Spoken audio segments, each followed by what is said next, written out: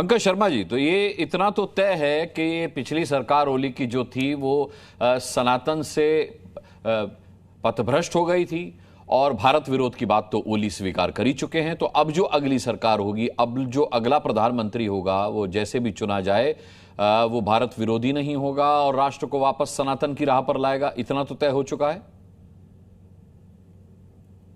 ये मूल कारण है भ्रष्टाचार, मूल कारण है बेरोजगारी, मूल कारण है आर्थिक असमानता। हम्म।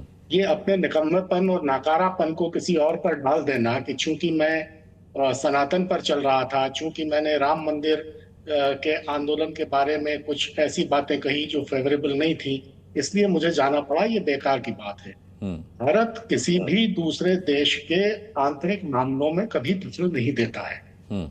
और ये हमारी एक सोची समझी नीति है। हम्म। लेकिन ये बात सही है कि ओली ने भारत से नेपाल के जो पारंपरिक संबंध हैं उनकी अवहेलना की। पिछले साल जुलाई में प्रधानमंत्री बनने के बाद 1 साल हो गया, भारत की यात्रा तक नहीं की और उनका जो भारत विरोधी रुख था वो जग जाहिर है। हम्म। वो चीन के बेहद नजदीक थे और चीन के इशारे पर काम कर रहे थे। तो आप अपने पड़ोस में भारत जैसी विश्व शक्ति को आंखें दिखाएं और फिर सोचें कि आप चैन से रह लेंगे, तो ये भी आपकी खामख्याली है। लेकिन भारत का इस पूरे मसले में कोई हाथ नहीं है, कोई सीधा परोक्ष या प्रत्यक्ष हाथ नहीं है।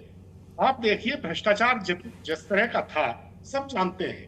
जिस तरह की आर्थिक असमानता नेपाल में पिछले कुछ वर्षों में हुई थी और 2008 के बाद जिस तरह की अस्थिर राजनीति वहां हो रही थी, 14 सरकारें बदल गई थी, तो जो आज की युवा पीढ़ी है उसके मन में इस बात का क्षोभ होना स्वाभाविक है।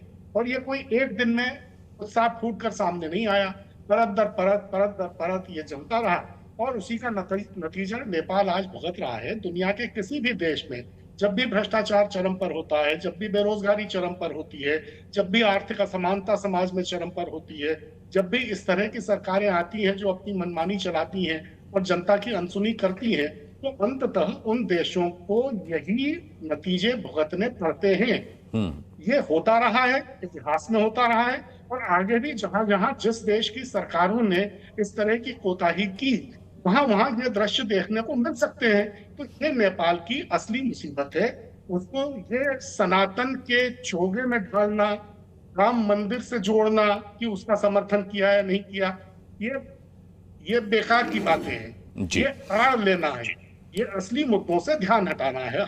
असली मुद्दे कुछ और हैं, लेकिन ये सही है कि भारत एक विश्व शक्ति है और उसके पड़ोस में रहकर आप भारत विरोधी इस तरह की हरकतें अगर करेंगे तो आपको कुछ ना कुछ उसका खामियाजा भुगतना पड़ सकता है।